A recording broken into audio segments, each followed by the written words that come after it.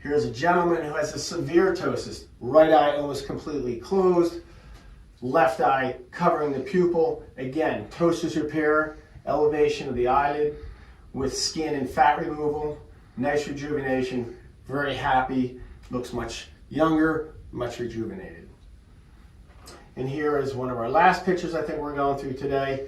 Again, this is a patient who had a ptosis, the eyelids low, almost bisecting the middle of the pupil. So in this case, we did a ptosis elevation. When you raise the eyelid, even though they didn't have a lot of extra skin, typically you want to take some skin because as that eyelid comes up, the extra skin will fold. So we did a ptosis repair with a pinch of skin removal. Again, nice rejuvenation. See the eyes again, looks very rejuvenated.